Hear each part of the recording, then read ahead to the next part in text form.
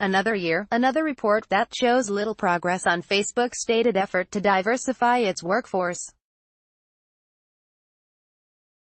As the provider of the world's largest social network, the Menlo Park company stresses the importance of having diverse employees. People from all backgrounds rely on Facebook to connect with others, and we will better serve their needs with a more diverse workforce, said Maxine Williams, Chief Diversity Officer, in a blog post Thursday. Williams noted that since the company first started releasing its diversity numbers in 2014, it has increased the number of female employees globally, from 31% to 36%, the number of women in technical roles from 15% to 22%, and the number of women in senior leadership roles from 23% to 30%. Yet gains in other measures are meager or non-existent.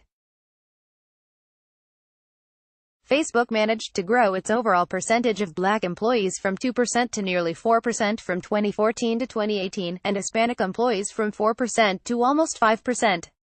Black employees' representation in technical and leadership roles stayed flat at 1% and 2%, respectively. Hispanic employees in technical roles remained flat at 3%, while in leadership roles that number declined from 4% to 3%. Facebook deserves credit for continuing to report on diversity, said Bruce Merkin, spokesman for the Green Lining Institute, an Oakland advocacy group that works on racial and economic justice issues.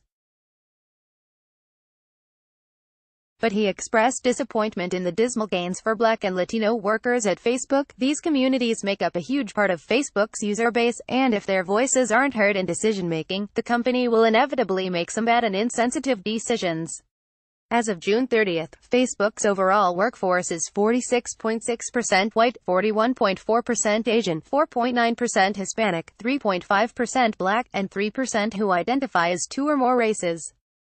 Asians make up 50% of employees in technical roles, while whites make up 43%. The company's senior leadership is nearly 70% white and 22% Asian. The company had more than 27,000 employees as of March 31. Get tech news in your inbox weekday mornings. Sign up for the free Good Morning Silicon Valley newsletter. A critical lesson we've learned is that recruiting, retaining and developing a diverse, inclusive workforce should be a priority from day one. Williams wrote. She rattled off what the company is doing to try to diversify, which includes investing in training on coding programs at universities with lots of minority students. The later you start taking deliberate action to increase diversity, the harder it becomes.